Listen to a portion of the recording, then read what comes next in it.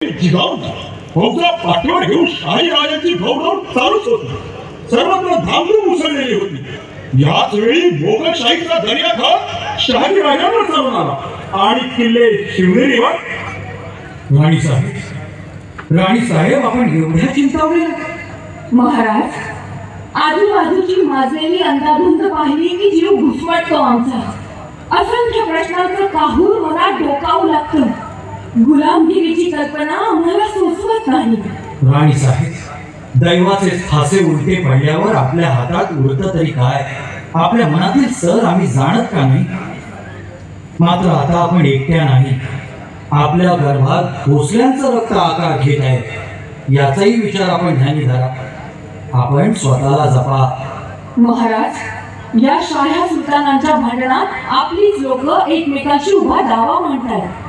आपल्याच लोकांचे गळे कापले जातात ही सुलतानी तख्त सावरण्यासाठी. पराक्रमी मनगट सुद्धा गुलामगिरीच्या दोरखंडांनी आवळली गेली आहे. निजामशाहीच्या तख्तासमोर आमच्या आबासाहेबांच्या आणि भावंडांच्या रक्ताची कारंजी उडाली. खेळोजी राजाच्या पत्नी आमच्या जाऊबाईंवर महाबत खानानं खुल्या मार टाकला. मराठी माती, मराठी रयत सुलतानांकडून रोज नासवली जाते. महाराज, काय अपराध आहे त्यांचा? कोण थांबवणार हे सारं? राणी साहेब, सावरा. आपले शब्द असंख्य तीर होऊन आमच्या मुखानं सुटतायत. पण आम्ही हतबल आहोत. आमच्या संशयी उठतात आणि ज्ञान बंद होतात त्या शाही हुकमानच. आम्ही प्रयत्न केला, बंडाचा झेंडा उभारला, मात्र स्वारींनी मनाला लावून घेऊ नये. प्रयत्न करीत राहणे आपल्या हातात. आई जगदंबेच्या मनी असेल तर नक्कीच एके दिवशी आपले स्वतंत्र सार्वभौम तख्त निर्माण होईल. आणि महाराज, त्यावेळी सूर्यही आपलाच असेल आणि चंद्रही आपलाच. आपली स्वप्न फार मोठी आहेत राणी साहेब. आपल्या स्वप्नांना विजेचे पंख आहेत. मात्र हे पंख लावून गरुड भरारी घेण्याचं सामर्थ्य आता तरी आमच्यात नाही. आमच्या कमरेला समशेर असली तरी तिची मूठ सुलतानी हातात आहे. आम्ही काय करावं राणी साहेब? आपण मनात आणलं तर कालचक्रही फिरवू शकाल महाराज. भातवडीच्या रणात उसळलेली आपली संशय जर एक निजामशाही टिकवू शकते तर मग महाराज, आपण स्वतःचं राज्य का नाही निर्माण करू शकत? आपली फौज, आपला तोफखाना, आपला सेनापती, आपला प्रधान आणि आपला झेंडा. राणी साहेब, आपण संशय उठवावी आणि यमनाक्रांत झालेल्या या पृथ्वीवर धर्मसिंहासनाची स्थापना करावी. महाराज, राणी साहेब, आम्ही कोशिश करतो. पण सध्या तरी सुलतानी पुढे आमचं बळ उणं पडतंय. मग निदान संभाजी राजांकडून तरी? संभाजी राजे आमच्या सोबतीनं कूच करणार आहेत. तेच सांगायला आलो का आम्ही आपल्याला? दर्या खानाच्या रोखानं आम्ही निघतो आहोत. आपण विश्वासरावांच्या निगराणीत इथं शिवनेरीवर निर्धास्त असा. आपल्या स्वप्नांना आकार देण्याचा बळ आई तुळजाभवानी आणि श्री शंभू महादेव आपल्या गर्भातल्या जीवाला नक्कीच देईल, याचा आम्हाला भरोसा आहे. जपा. मागच्या आपली हुजरा त्याच्यात तयार आहे बघा. विश्वासराव, आमचा नाईलाज आहे. आमच्या धामधुमीत तुम्हाला त्रास द्यावा लागतोय. असं काय बोलताय सर? अहो, तुमच्या कामी आलो तेच आमचं नशीब. अहो, तुम्ही बिनघोर राहा. जिजाऊ साहेबांची चिंता करू नका. अहो, आम्ही जपतो त्याच नाही. त्याचा भरोसा अलबतच आहे आम्हास विश्वासराव. भोसल्यांच्या राजलक्ष्मी आता शिवनेरीवर आहेत. जपा. आम्ही येतो. जय भवानी. शहाजी राजांची फौज दर्याखाच्या रोखाला दौडत सुटली आणि इकडे जिजाऊच्या मनातील विचारांचा वादळ शिवनेरी होती फेर भरून नाचला. अचूक किरण साधण्याचं मुखावरलं तेज, मस्तकातला संताप आणि हृदयातली चीड गर्भात उतरू लागली. सह्याद्री आणि जिजाऊ एकमेकांकडे मोठ्या अपेक्षेनं बोलत होते. जिजाऊंच्या साऱ्या आशा आकांक्षा आता जगदंबेच्या चरणी एकवटल्या होत्या. आदिशक्ती तुळजाभवानीपाशी त्या एक दान मागत होत्या. गर्वी रावले, महिषासुरमर्दिनी भवानी, तुझ्या साऱ्या हातातील साऱ्या शस्त्रास्त्रांचं बळ माझ्या गर्भातल्या लेकराला दे जगदंबे. जो पृथ्वीवर माजलेल्या यवनासुरांच्या मुंडक्याची आहुती तुझ्या रणयज्ञात देईल. तुला अवतार घ्यायचा त्रास नको असेल तर एवढा जोगवा मला घार आई जगदंबे. अंधाराचा विध्वंस करून धर्माची स्थापना करण्यासाठी बये आता दार उघड. शिवनेरीवर जाणत्यांचा रप्पा सुरू झाला. मराठी मुलखातल्या साऱ्या देवदेवतांची नजर जिजाऊ साहेबांवर ठेवली होती. शिवनेरीच्या वाड्यात रामायण आणि महाभारताचे अध्याय मिसळले जात होते. अनुभवी सुईणींनी जाणलं आज किंवा उद्या कदाचित इतक्यातच फल्गुनाच्या काळोखात तृतीयेची रात्र उडवून सारा गड जागा होता. आई शिवाई गर्भागृहाकडे नजर लावून बघत होती. इतक्यात एक सूट मात्र लगभग तरी बाहेर आली. दोघांची पंतांशी ती काही बोलली. ऐकलं? तुम्ही ऐकलं? काय काय मुलगा त्याच्या महाराष्ट्रीला साहेबांना पुत्र शहाजहानांना सप्तसागरांनो चंद्रसूर्यांनो देवदेवतांनो संतसज्जनांनो काही दिशांना ऐका. पुत्र महाराष्ट्राला झाला, पुत्र भारतवर्षाला झाला. तळावरील प्रत्येक तोल धरून गरजत होती, म्हणत होती सुंदरांनो सवत शिवनेरीवर शिवाचा पाळणा आंदोलन.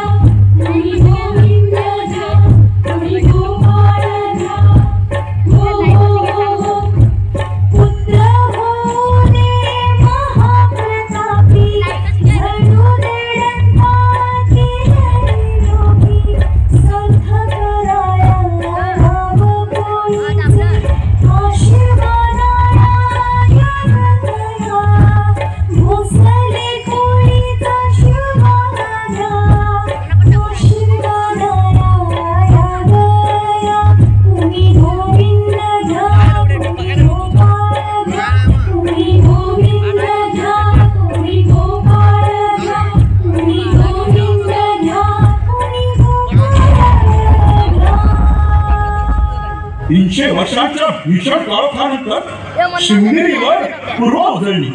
कुशकाल झाला.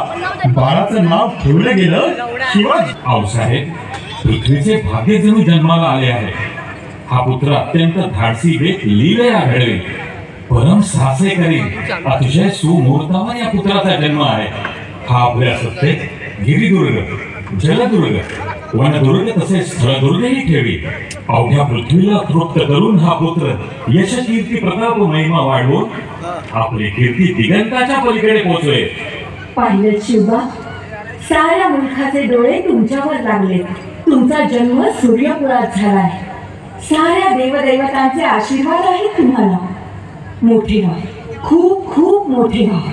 शिवबा हळूहळू मोठा होत होता. शिवनेरीवर शिवबाचे सवंगडी गोळा होत होते. आऊसाहेबांच्या पंखाखाली ती चिमणी पाखर भविष्याचा वेध घेत होती.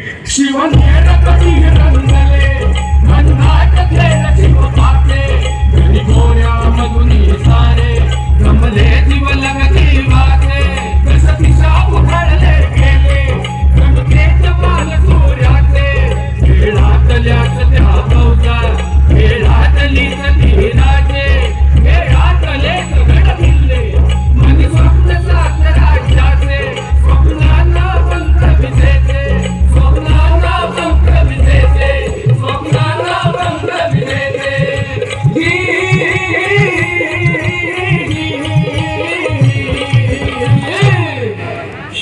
तिचं अंगण कमी पडू लागलं. शिवा आऊसाहेबांबरोबर रामायण आणि महाभारतातल्या कथा ऐकत होता. लुटूपुटूच्या लढाया खेळत होता. मातीच्या ढिगांचे किल्ले करून ते जिंकून घेत होता आणि मुक्तकंठार गरजत होता, हर हर महादेव, हर हर महादेव. आऊसाहेब, काल तुम्ही आम्हाला हनुमंताची गोष्ट सांगितली, ती पुन्हा सांगाल? आम्हाला पुन्हा ऐकायची आहे. जरूर सांगू शिवा, पण केवळ आवड म्हणून या गोष्टी ऐकू नका. हनुमंतांनी दंड थोपटून लंकेकडे उड्डाण केलं, तसं आता तुम्हालाही दंड थोपटायला हवेत शिवा. आम्हाला कशासाठी आऊसाहेब? शिवा, सीतेला रावणाने पळवून दिलं तेव्हा प्रभू रामचंद्रांनी लंकेत घुसून त्या रावणाची खांडोळी केली. भर दरबारात एका स्त्रीची बेइज्जती झाली तेव्हा कुरुक्षेत्रावर रणयज्ञ झाला. आणि आज हजारो लाखो स्त्रियांचे लेकी सुनांचे टाहो कुणाच्या खाली पडत नाहीयेत राजे. पण आम्ही काय करावं आऊसाहेब? बंड, या माजलेल्या सुलतानशाही विरुद्ध तुम्ही बंड करा राजे. पण आबासाहेब तर नाईलाजानं त्यांना या सुलतानांच्या सामने मुजरे पेश करत आणि संशय गाजवीत उभं राहावं लागतंय. सूर्यकुळात जन्माला येऊनही अंधाराची चाकरी करावी लागतीये. त्यांचं हृदय तुम्ही जाणार राजे. त्यांचा मनसुबा आपल्या हातून पूर्ण व्हावा ही आमची इच्छा आहे. पण आऊसाहेब, या इतक्या मोठ्या सुलतानांपुढे आमचा निभाव कसा लागणार? खिजीने देवगिरीच्या यादव राज्याची दिवधार उडवली तेव्हा यादव राजाकडे काही कमी सेना होती. तरीही देवगिरी हरला. रणामध्ये स्वतःला कमकुवत समजणारा नेहमीच हरतो, पण जो बळाने कमी असूनही गनिमावर निश्चयी हल्ला चढवतो त्याच्या गळ्यात विजयश्रीची माळ घालण्यासाठी प्रत्यक्ष नियतीही झुंजते राजे. आऊसाहेब, आपण बोलू लागलात ती मात्र आई भवानीच बोलते. आबासाहेबांचा मनसुबा आणि आपली आज्ञा आम्ही सत्यात उतरविण्याचा नक्कीच प्रयत्न करू. राजे, ही मावळची सारी सेना, हा उभा सह्याद्री आणि अथांग पसरलेला दर्या तुमच्या भिंतीला आहे. तुमच्या आबासाहेबांनी घडवलेलं युद्धशास्त्र गनिमी कावा तुमच्या पाठीशी आहे. तेव्हा आता या मायभूमीच्या, माय भगिनींच्या, गोर गरिबांच्या, शेतकऱ्यांच्या आणि सद्धर्माच्या रक्षणासाठी तुम्ही बंड करा. मावळच्या दऱ्याखोऱ्यातले हे नल, नील, सुग्रीव, जांबुवंत तुम्हाला सामील होतील. हे तुमचे सारे सवंगडी म्हणजे या मावळातला 52 कशी सोनं आहे राजे. तुम्ही त्यांना फक्त तुमचं हृदय द्या, प्रेमाला जवळ घ्या. मग बघा, तुमच्या पाठीशी उभं राहून हे तुमचे सवंगडी प्रतिसृष्टीच निर्माण करतात की नाही ते. प्रतिपक्ष चंद्रलेखे वर्धिष्णुर विश्ववंदिता शासुनो शिवसैक्षा मुद्रा भद्राय. राजे, तुमच्या आबासाहेबांनी घडवलेली ही तुमची मुद्रा. या मुद्रेप्रमाणे तुमचं सारं कार्य घडत राहू. आऊसाहेब, आपण केवळ ठोक, आपल्यासारखी स्वप्न जर प्रत्येक घरातल्या मातांना पडती तर पसायदान साथ होईल. आम्हीही त्याच दिवसाची वाट पाहत आहोत पंत. शिवा, सीतेला सोडवण्यासाठी रामायण घडलं. द्रौपदीच्या अपमानाचा बदला घेण्यासाठी कुरुक्षेत्रावर महाभारत घडलं. आता तुम्ही मातृभूमी स्वतंत्र करण्यासाठी या जुलमी सिंहासनाच्या चिरफाळ्या उडवून शिवभारत घडवा. शिवभारत घडवण्यासाठी शिवभारत सह्याद्रीला मिठीच मारली. त्या स्पर्शानं सह्याद्रीच्या आशा, महत्वाकांक्षा आणि पराक्रम उफाळू लागला आणि एके दिवशी सह्याद्रीला काल टवक्यात त्याच्या हृदयात शिवाचे बोल घुमत होते. गड्यांनो, परक्यांचे मुसरे म्हणून त्यांना मुसरे घालणे आता पुरे. आपल्यातल्या निखाऱ्यावर फुंकर घालायची वेळ आली आहे. कोण आहे सुलतान? आपण त्यांच्या समोर माना खाली घालून का उभं राहायचं? आजपर्यंत आपले लोक लढले, पराक्रम केले, रक्त सांडलं, विजय मिळवले, पण कोणासाठी? त्या परक्या सत्तांसाठीच ना. आता आपण आपल्या मातीसाठी, देवासाठी आणि मातृभूमीसाठी लढू. हा अजिंक्य सह्याद्री आपल्याला खुणावतोय. हर हर हर हर. गर्जना भयंकर उठली, आसमानी भिडली, वीज कडाडली, गर्जन सह्याद्रीकडे. गोळा झाले वीर मर्द फाकणे, मराठी पाऊल पडते पुढे, मराठी पाऊल पडते पुढे.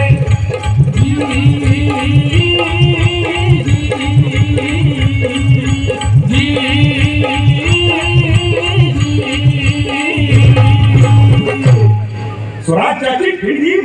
पडली आणि एके दिवशी तिघांनी मिळून बंडाची आरोळी ठोकली. कोण हे तिघ? शिवबा, सह्याद्री आणि महाराष्ट्र. रोहिण्याच्या डोंगरावर घोड्याच्या कापात घरात कित्येक वर्षांनी मंदिरातल्या घटना आनंदून घराळू लागल्या आणि गाभाऱ्यातून हरी प्रतिध्वनी उमटली.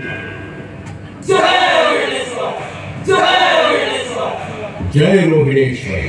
हे रोहिणेश्वरा, आज तुझ्या कृपेने आणि आईसाहेबांच्या आशीर्वादाने या मावळात दडलेलं बाजी, सूर्याजी, तानाजी, येसाजी सारखं धाडसी सोनं आमच्या पदरात पडलंय. जुलूम आणि अत्याचाराची काजळी चढून मरगळलेल्या या देशात तुझ्या साक्षीनं आणि आमच्या निधड्या छातीच्या सवंगड्याच्या साथीनं प्राण फुंकण्याची ताकद आमच्या नसानसात दे. परकीय सत्तांना संशयीच्या धारेवर तोडण्याचं बळ आमच्या मनगटात दे. ह्या तुझ्या लेकरांच्या हृदयात दडलेला नरसिंह आता गरजत गरजत बाहेर येऊ दे. देव, देश, सद्धर्म आणि स्वराज्याच्या स्थापनेसाठी हाती घेतलेल्या या बेल भंडारानं सारा आसमंत व्यापून टाकण्याची हिंमत आणि सामर्थ्य आम्हाला दे रोहिणेश्वरा. गड्यांनो, आता आपली गर्दन झुकेल ती माता, मातृभूमी आणि भगव्या झेंड्या समोरच. आजवर आपल्यावर झालेल्या अन्यायाचा सूड घेण्याची वेळ आली आहे. आता वेळ आली आहे भगवं निशाण फडकवण्याची. पृथ्वीवर पहिला सूर्योदय होण्याआधी जन्माला आलेला हा भगवा झेंडा आज मात्र सत्तांधशाह्यांच्या कल्लोळात साठवला गेला. पण गड्यांनो, उद्याच्या उषाखाली तो तोरण गडावर फडकलाच पाहिजे. जय भवानी. दख्खनचा कर्ज तो शेर, उतळे समशेर, हल्ल चौफेर, तोरणा घेई घाश समयात, गणेशा झाला श्रीजनाधार. भवानी